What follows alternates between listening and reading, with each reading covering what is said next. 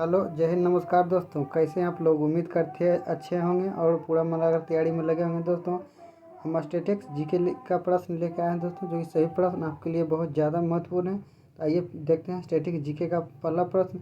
अगर जो आपको वीडियो अच्छा लगता है, ज़्यादा लोगों को शेयर कीजिए और चैनल को सब्सक्राइब कीजिए। अपने अपने ग्रुप में सभी व्हाट्सएप ग्रुप जितना भी दोस्तों फैला दिए चैनल को। आइए शुरू करते हैं पहला प्रश्न। पहला प्रश्न है दोस्तों, मोहनजोदड़ो किस नदी के किनारे स्थित? सही आंसर है दोस्तों सिंधु नदी। मोहनजोदड़ो दोस्तों किस नदी के किनारे स्थित है? सही आंसर है सिंधु नदी के किनारे है। आपको याद रखना है। अगला प्रश्न देखते हैं, सबसे प्राचीन वेद कौन सा है? सही प्रश्न स्टैटिक्स जीके के दृष्टि से बहुत ज़्यादा महत्वपूर्ण है। सबसे प्राचीन वेद कौन सा है? तो सही आंसर है ऋग्वेद। सबसे प्राचीन वेद कौन सा है? ऋग्वेद। अगला प्रश्न है 3 नंबर, भारतीय के रचनाकार कौन थे? सही आंसर है मैथिली शरण गुप्त। भारतीय रचनाकार कौन थे? सही आंसर है मैथिली शरण गुप्त। अगला प्रश्न है, सत्याग्रह शब्द का प्रयोग सर्वप्रथम किसने किया? सही आंसर है दोस्तों महात्मा गांधी। सत्याग्रह शब्द का प्रयोग सर्वप्रथम महात्मा गांधी ने किया था दोस्तों। महात्मा गांधी से क्वेश्चन नंबर 12 पूछा जाता है कि चंपारण सत्याग्रह किसने किया? इसका आंसर हो जाएगा महात्मा गांधी। चंपारण सत्याग्रह कब हुआ? तो 1917 में हुआ था। बहुत बार बार पूछा जाता है, आपको याद रखना है। महात्मा गांधी आपको सही आंसर है। अगला प्रश्न 6 नंबर है कि मुस्लिम लीग द्वारा मुक्ति दिवस कब मनाया गया? मुस्लिम लीग द्वारा मुक्ति दिवस कब मनाया गया? तो सही आंसर 1939 ईस्वी में। 1939 ईस्वी में मुस्लिम लीग द्वारा मुक्ति दिवस मनाया गया, आपको याद रखना है। अगला प्रश्न है कि चौरा चौरी नामक प्रसिद्ध स्थल कहाँ स्थित है?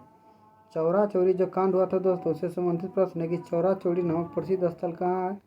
सही आंसर है दोस्तों गोरखपुर। चौरा चौरी नामक प्रसिद्ध स्थल कहाँ दोस्तों? सही आंसर है गोरखपुर में। गोरखपुर। चौरा चौरी कांड कब हुआ था दोस्तों? आपको यह याद रखना है। इसका सही आंसर हो जाएगा 1925 ईस्वी में। 1925 ईस्वी में हुआ था चौरा चौरी कांड गोरखपुर में। अगला प्रश्न है, भारतीय संविधान में कितनी अनुसूची थी?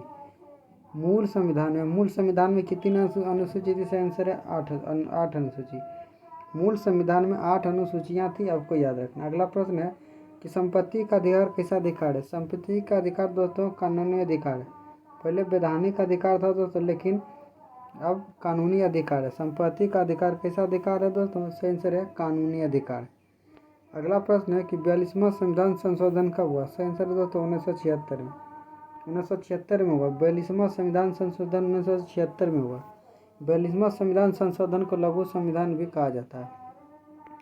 अगला प्रश्न है कि भारतीय संसद के कितने सदन होते हैं? भारतीय संसद के कितने सदन होते हैं? सही आंसर है 2 सदन। भारतीय संसद के कितने सदन होते हैं? सही आंसर है 2 सदन होते हैं। भारतीय संसद के कितने सदन होते हैं? सही आंसर है भारतीय संसद के 2 सदन होते हैं।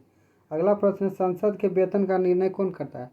जो भारतीय संसद होता है दोस्तों, उसी सभी संसद के वेतन का निर्णय कौन करता है? सही आंसर है संसद। संसद के वेतन का निर्णय कौन करता है? सही आंसर है संसद ही करते हैं, आपको याद रखना। अगला प्रश्न है कि इंपीरियल बैंक का स्थापना कब हुआ? इंपीरियल बैंक का स्थापना कब हुआ? सही आंसर है 1921 ईस्वी में। इंपीरियल जो बैंक है उसका स्थापना कब हुआ? सही आंसर है 1921 ईस्वी में। 1921 ईस्वी में हुआ था, आपको याद रखना। अगला प्रश्न है कि 1969 में 14 बैंकों का राष्ट्रीयकरण किया गया था। 1919 ईस्वी में कितने बैंकों का राष्ट्रीयकरण किया गया? सही आंसर है 14 बैंकों का। सॉरी दोस्तों 1969 है। सॉरी दोस्तों 1969 में कितने बैंकों का राष्ट्रीयकरण किया गया था? सही आंसर है 14 बैंकों का। 1969 में सबसे पहले बैंकों का राष्ट्रीयकरण किया गया था। उस समय 14 बैंकों का राष्ट्रीयकरण किया गया था, आपको याद रखना है। अगला प्रश्न है कि भारत में ऊर्जा का मुख्य स्रोत क्या है? भारत में ऊर्जा का मुख्य स्रोत क्या है तो इसका सही आंसर है ताप विद्युत। भारत में जो बिजली उत्पन्न होता है तो सबसे अधिक ताप विद्युत का प्रतिशत सबसे अधिक है। भारत में सबसे अधिक बिजली किससे उत्पादन किया जाता है? सही आंसर है ताप विद्युत से। ताप विद्युत से भारत में बिजली सबसे अधिक उत्पादन होता है, आपको याद रखना है। अगला प्रश्न है कि भारत में मसाला का उत्पादन सर्वाधिक किस राज्य में होता है? भारत में दोस्तों मसाला का उत्पादन सबसे अधिक केरल में होता है। केरल। मसाला के लिए कौन सा राज्य सबसे प्रसिद्ध है? सही आंसर है केरल, आपको याद रखना है। अगला प्रश्न है कि लक्षद्वीप समूह कहाँ स्थित है? लक्षद्वीप समूह दोस्तों कहाँ स्थित है? सही आंसर है अरब सागर। भारत का जो पश्चिमी भाग है दोस्तों, उधर ही अरब सागर है, आपको याद रखना है। जिस तरह से दोस्तों समझिए भारत का नक्शा है, यहाँ पर छोटा सा द्वीप है, यहाँ पर अरब सागर है, आपको याद रखना है। भारत कहाँ है? तो यही इसी अरब सागर में लक्षद्वीप स्थित है। या भारत अपना हो गया इंडिया दोस्तों, और इधर लक्षद्वीप, आपको याद रखना है। लक्षद्वीप किस सागर में है? सही आंसर है अरब सागर। अगला प्रश्न है, थार मरुभूमि कहाँ स्थित है? थार जो मरुस्थल है तो कहाँ स्थित? सही आंसर है राजस्थान। थार मरुस्थल कहाँ है? सही आंसर है राजस्थान में। अगला प्रश्न, भारत का सबसे दक्षिणतम बिंदु कौन सा है? भारत का सबसे दक्षिणतम बिंदु सही से इंदिरा पॉइंट। भारत का सबसे दक्षिणतम बिंदु इंदिरा पॉइंट है। इसी तरह से एक और क्वेश्चन पूछा जाता है, भारत का सबसे उत्तरी बिंदु, तब उसका आंसर हो जाएगा इंदिरा कोआल। उत्तरी पूछेगा दोस्तों तो इसका आंसर इंदिरा कोआल हो जाएगा। अब भारत का सबसे दक्षिणतम बिंदु है इंदिरा पॉइंट, आपको याद रखना है। आइए नेक्स्ट क्वेश्चन देखते हैं। नेक्स्ट क्वेश्चन है, भारत में जूट का सर्वाधिक उत्पादन किस क्षेत्र में होता है? भारत में सर्वाधिक जूट का उत्पादन किस क्षेत्र में होता है? सही आंसर है पश्चिम बंगाल में। भारत में जूट का सर्वाधिक उत्पादन किस क्षेत्र में होता है? सही आंसर है पश्चिम बंगाल में होता है। अगला प्रश्न है, केगा परमाणु शक्ति केंद्र कहाँ स्थित है? सही आंसर है कर्नाटक। केगा परमाणु शक्ति केंद्र कहाँ स्थित है? सही आंसर है कर्नाटक में। 21 नंबर प्रश्न देखते हैं कि एक अंतरिक्ष यात्री को अंतरिक्ष में आकाश कैसा दिखाई देता है? सही आंसर है काला। जो भी अंतरिक्ष यात्री जाता है तो अंतरिक्ष में आकाश का रंग कैसा दिखाई देता है? सही आंसर है काला दिखाई देता है। विशिष्ट प्रतिरोध का ऐसा मात्रा क्या है दोस्तों? इसका सही आंसर है ओम मीटर। विशिष्ट प्रतिरोध का ऐसा मात्रा क्या है? सही आंसर है ओम मीटर। अगला प्रश्न है कि ध्रुवों पर नमन कोण का मान कितना होता है? ध्रुवों पर नमन कोण का मान दोस्तों 90 डिग्री होता है, आपको याद रखना है। ध्रुव पर नमन कोण का मान कितना होता है? सही आंसर है 90 डिग्री। अगला प्रश्न देखते हैं, लाल चींटी के डंक में कौन सा अम्ल पाया जाता है? लाल चींटी के डंक में फॉर्मिक अम्ल पाया जाता है। लाल चींटी के डंक में कौन सा अम्ल पाया जाता है? ये सही आंसर है फॉर्मिक अम्ल। फॉर्मिक अम्ल, यह सभी प्रश्न आप दोस्तों जान जाइएगा, रट जाइएगा। सेट में आपका गारंटी है कि 5 से 10 नंबर प्लस पॉइंट बढ़ेगा, इसीलिए सही प्रश्न आपको रट जाना है। और जितना भी व्हाट्सएप ग्रुप है सभी में चैनल को फॉलो दोस्तों। आइए देखते हैं नेक्स्ट क्वेश्चन। अगला प्रश्न है, द्विनाम पद्धति का प्रतिपादन किसने किया था? द्विनाम पद्धति का प्रतिपादन किसने किया? सही आंसर है कैरोलिनियस। कैरोलिनियस आपको याद रखना है। अगला प्रश्न, पेनिसिलिन किससे प्राप्त किया जाता है? सही आंसर है कवक से। पेनिसिलिन किससे प्राप्त किया जाता है? सही आंसर है कवक से प्राप्त किया जाता है। अगला प्रश्न है, एथलीट फुट नामक बीमारी किससे उत्पन्न होता है? एथलीट फुट नामक बीमारी किससे उत्पन्न होता है? यह भी सही आंसर है कवक से।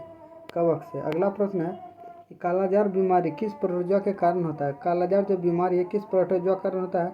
सही आंसर है लिस्मोनिया।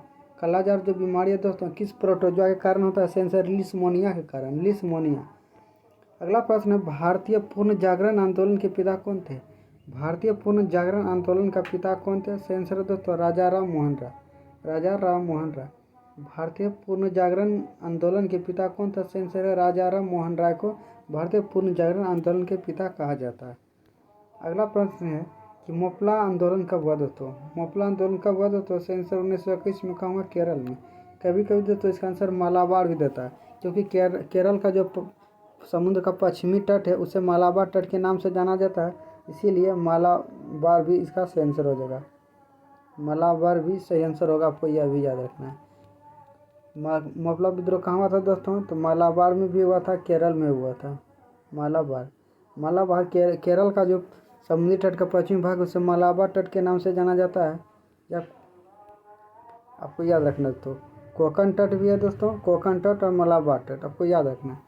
कोंकण तट हो जाएगा दोस्तों, या मालाबार तट आपको याद रखना है। मोपला विद्रोह कहाँ हुआ था? सही आंसर है केरल में हुआ था, आपको याद रखना है। केरल में कहाँ हुआ था? मालाबार तट पर, आपको याद रखना है। आइए, ये आखिरी क्वेश्चन था दोस्तों। अगर जो वीडियो आपको अच्छा लगता है जो लोगों को शेयर कीजिए, चैनल को सब्सक्राइब कीजिए। मिलता है अगले वीडियो में, तब तक के लिए जय हिंद, नमस्कार दोस्तों।